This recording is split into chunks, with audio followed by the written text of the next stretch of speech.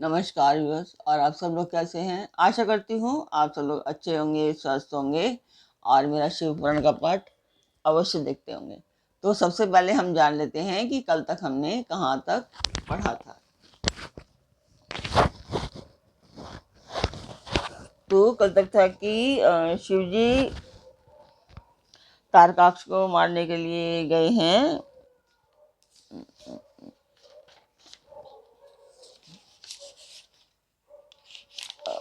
तारकाक्ष था, कौन था? मैदानव तारकाक्ष। तो कल तक हमने पढ़ा था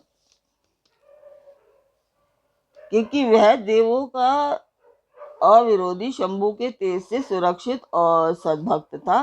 विपत्ति के अवसर पर भी वह महेश्वर का शरणागत बना रहता था। जिन दैत्यों तथा अन्य प्राणियों का भाव अभाव अथवा कृत अकृत प्राप्त होने पर भी नाशकारक पतन नहीं होता, वे विनाश से बचे रहते हैं।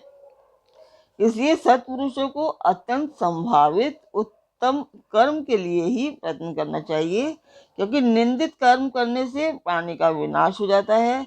अतः गर्हित कर्म का आचरण भूलकर भी ना करें। उस समय भी जो दैत्य बंधु बांधवों सहित शिव जी की पूजा में तत्पर थे, वे सबके सब शिव पूजा के प्रभाव से गणों के अधिपति हो गए। तो कल तक हमने यहाँ तक पढ़ा था। ये पाठ मैं एक जो कर रही हूँ एक मंदिर के लिए है, शुभ काज है। तो इसमें मैं चाहती हूँ, आप लोगों का सहयोग चाहती हूँ कि आप लोग सहयोग करें, कि सब्सक्राइब करें, लाइक करें और शेयर करें, ताकि मेरा ये उद्देश्य पूरा हो पाए।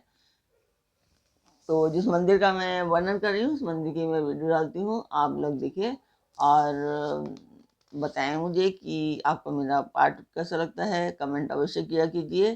आशा करती हूँ आपको मेरा पाठ अच्छा लगता होगा।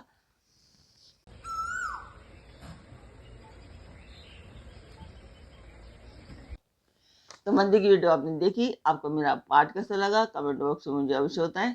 तो अब हम चलते हैं आज के पाठ पर। स्वागत करती हूँ मैं आप सभी का अपने इस कार्यक्रम शिव पुराण में। तो आज के शिव पुराण के पाठ में है कि देवों के स्तवन से शिव जी का कोप शांत होना और शिव जी का उन्हें वर देना, मय दानव का शिव जी के समीप आना और उनसे वर याचना करना, शिव जी से वर पाकर मय का वितल लोक में जाना।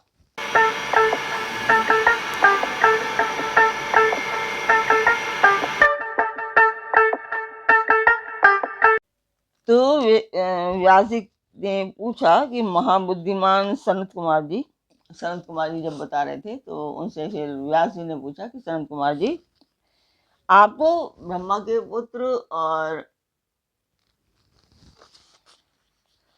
शिव भक्तों में सर्वश्रेष्ठ है, अतः आप धन्य हैं। अब आप ये बताइए कि इस त्रिपुर के दग्ध हो जाने पर संपूर्ण देवताओं ने क्या किया, मैं कहाँ गया और उन त्रिपुराध्यक्षों की क्या गति हुई। यदि यह वृतांत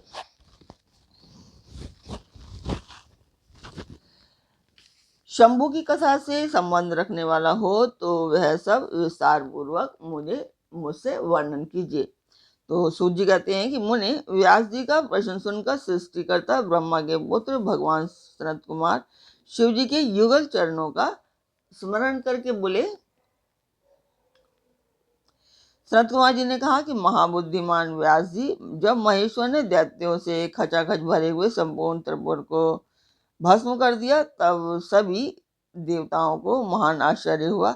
उस समय शंकर जी के महान भयंकर रौद्र रूप को, जो करोड़ों सूर्यों के समान प्रकाशमान और प्रलयकालीन अग्नि की भांति तेजस्वी था, तथा जिसके तेज से दसों दिशाएं प्रज्वलित सी दिख रही थी,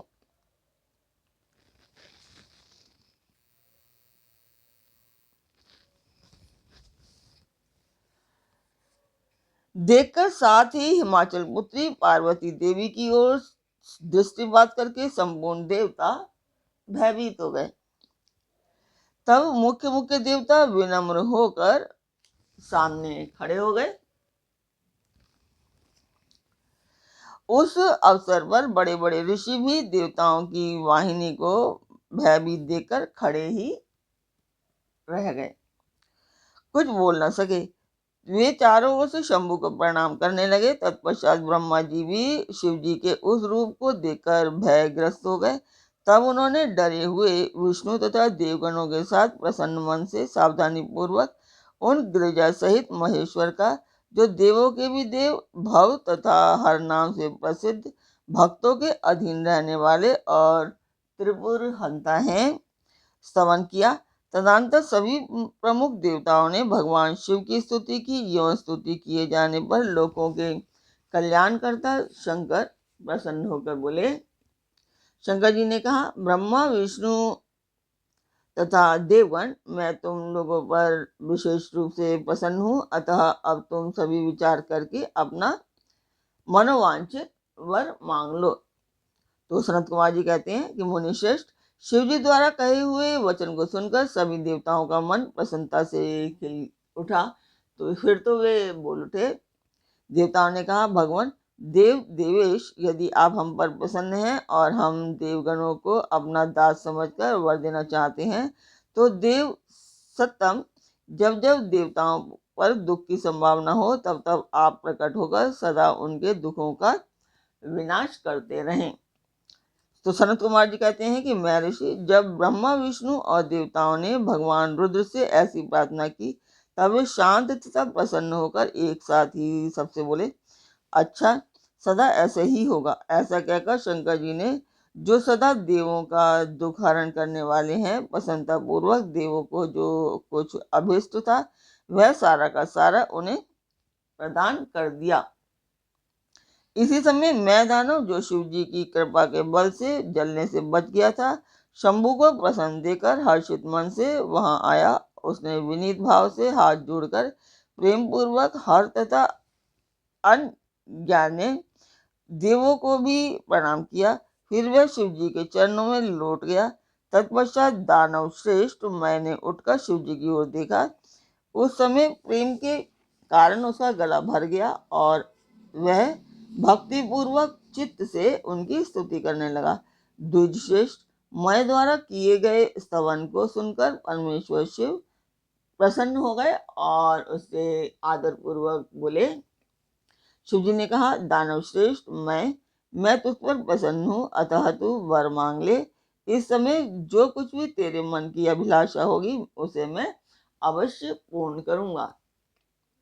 तो सनत कुमार जी कहते हैं कि मुने, शंभु के इस मंगलमय वचन को सुनकर दानव श्रेष्ठ मैंने अंजलि बांधकर विनम्र हो उन प्रभु के चरणों में नमस्कार करके कहा। मैं बोला, देवादिदेव महादेव, यदि आप मुझ पर प्रसन्न हैं और मुझे वर पाने का अधिकारी समझते हैं, तो अपनी शाश्वती शक्ति प्रदान कीजिए। परमेश्वर, मैं सदा अपने भक्तों से मित्रता रखूं, दीनों पर सदा मेरा दया भाव बना रहे और अनजाने दुष्ट प्राणियों की मैं उपेक्षा करता रहूं। महेश्वर, कभी भी मुझ में आसुर भाव का उदय ना हो। नाथ, निरंतर आपके शिव भजन में तल्लीन रहकर निर्भय बना रहूं। तो शरद कुमार जी कहते हैं कि व्यास जी, शंकर तो सबके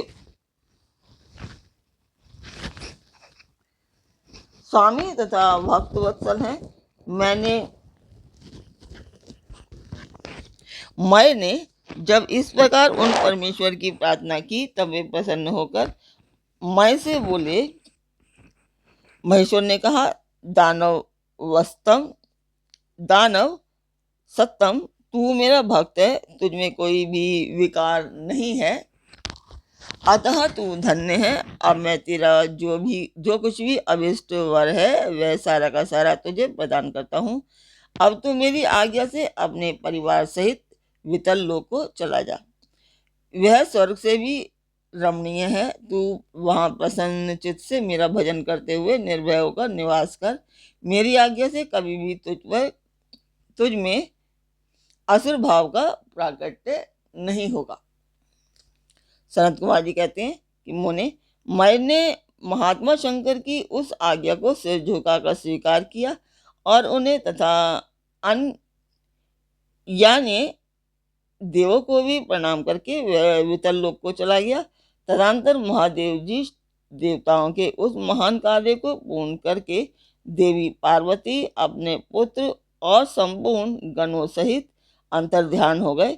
जब परिवार समेत भगवान शंकर अंतर्निहित हो गए तब वह धनुष, बाण, रथ आदि सारा उपकरण भी अदृश्य हो गया। तत्पश्चात ब्रह्मा, विष्णु तथा अन्य देव, मुनि, गंधर्व, किन्नर, नाग, सर्प, अप्सरा और मनुष्यों को महान हर्ष प्राप्त हुआ। वे सभी शंकर जी के उत्तम यश का बखान करते हुए आनंद पूर्वक अपने अपने स्थान को चले गए।